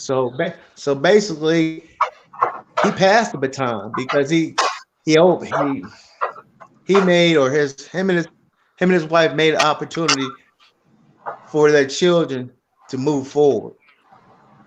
You know, see, it's not always can't always view like okay that about passing the baton. Parents, parents, parents always view. Well, I take that back. Children don't always see it from the point of view of the parents when they're young. They don't see the struggles and things like that. Those things are always hidden or behind closed doors. And see, you know, kids don't always see that. If you're fortunate enough to have parents that can live in that way, not Yeah, all children are fortunate enough to be in that position. Because you remember, you're talking to three women who unfortunately weren't fortunate enough to not see a lot of what happened behind those doors. But yeah, it is very fortunate to be in positions as children to not have to see a lot of those things, yeah, that's true. which is unfortunately too back to the brainwashing. This the generation of making a system where someone has to work so many jobs or so many hours where your kid is now left to be divvied through other people's homes or the school or wherever your kid has to be left. You're stuck on a video game or you're stuck in front of some type of technology or you're just left to basically figure it out because your parents now have to work so hard. And I'm saying so hard because it shouldn't require you to work 70 hours a week to keep a two-bedroom apartment over your children's head and they have to share rooms. You're placed in a different type of position now, and your kids are placed in a different type of position now. And now, when you speak of families being there to teach their children in certain manners, the parents are not even there. And it might not even be because they're bad parents. Yeah, but the same struggles that you know that you the same struggles that you're talking about. That's nothing new. No, we're not saying that's nothing new. We're saying now that's where the community comes in. And it feels like nowadays that community doesn't exist because it does take a village. And these days, it's kind of like the village, like everyone was saying, they rather see you fall flat on your face first when the village should be there to help you along the way. Right? And That's yeah, what that we're hoping to do. But essentially, that's kind of how it is, more cases than not. well, like in situations like that, okay, where you see like where they have like daycare centers. Well, you know, opportunities where okay, where there's wives or husbands that don't work at a certain time or something like that. They could join and become a group and say, okay, instead of having to dish out the money for daycare, childcare, and stuff like that, they could set up a group and say, okay, well, we'll share in the responsibility of provide daycare for the for other people's children in a responsible manner. That way, it cuts down on costs. But see, that's where you actually people actually have to think and communicate with each other to do that. That's But a good I idea. yeah, but I don't want to take up the I don't want to take up the whole forum. You guys were doing a lot better without me. Well, we thank you for joining in. Oh no, thank you, ladies, for bringing this topic, this forum up. So I definitely enjoy it, and I look forward to the next one. Yeah, we're just hoping that people tune in, and hopefully along the way we want to be able to try and do certain things to help the educational portion of things, even Yeah, physically. And I know me and Cassandra talked about a couple of things, even encyclopedias, free information, ways to give back and to get in touch, because yeah,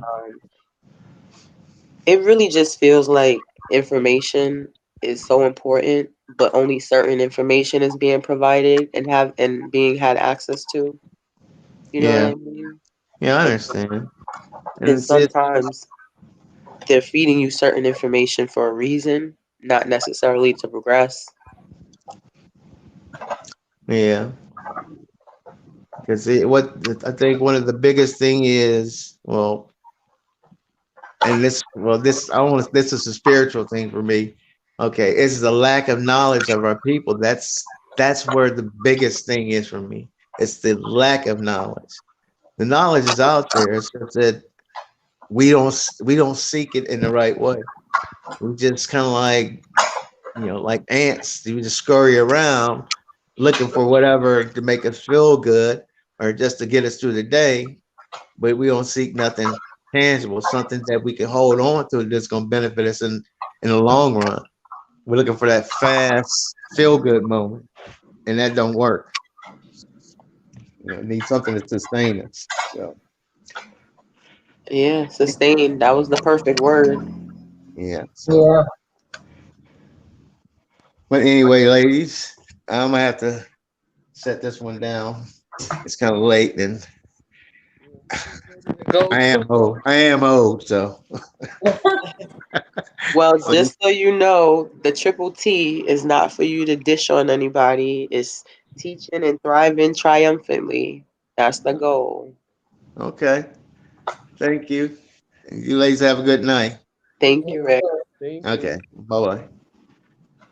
Well, we're not going to keep each other too long. This was a very good forum. Fix your mic. Yeah, this was a very good forum. A mind is a terrible thing to waste. That's right. I'm glad he did come in because he had a lot, that was perfect. Right? That was what's up. But I'm getting ready to go lay down Me too. because I got to get up early. Thank you so Yes. much, Simona. Thank This you, was a Simona. very I'm great. so This was glad a y'all very decided great to do topic. this. For real. I'm so glad y'all did. Thank you. Yes, a mind is a terrible thing to waste. That was coined by Archer Fletcher, and he was all about education and Yep. providing, what he needed to support education. And hopefully, we just hope to educate people slightly more than what they were before. That's what's up. I definitely learned something new tonight.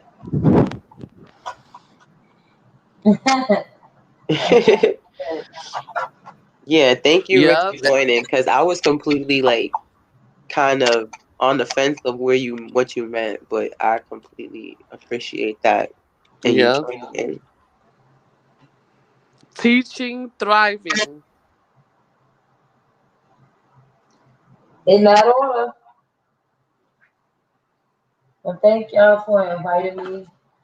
Y'all have a good night. Thank you. Yep. And Thank you make to all tomorrow of. be better than it was today. Yes, God willing, every day the next is better. Yes, Thank you sir. to the listeners. Special shout out to my mother, Tina Mullins, for listening. Hey, Miss Tina. Hi, Miss Tina. Hey, Miss Tina. Yeah, okay. All right, y'all. I'm out. Have a good night.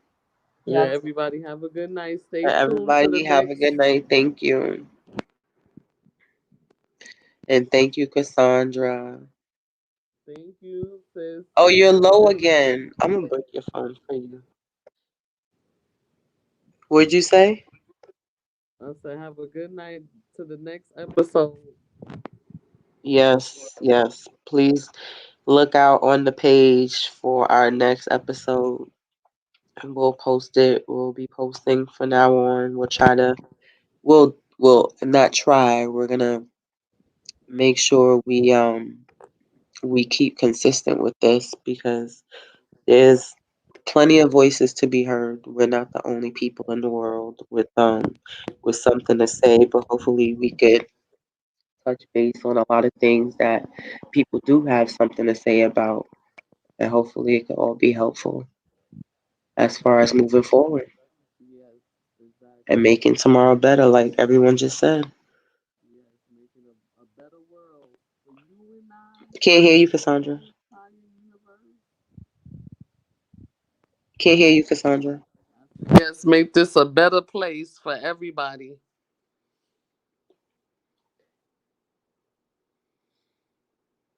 All right, I'm logging off. So thank y'all again.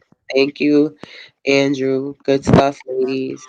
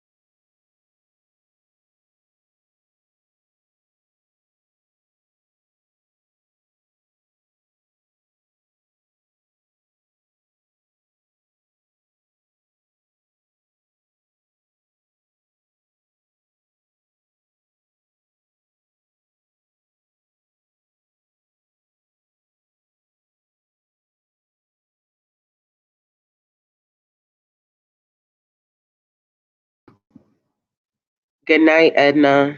It's over. Good afternoon.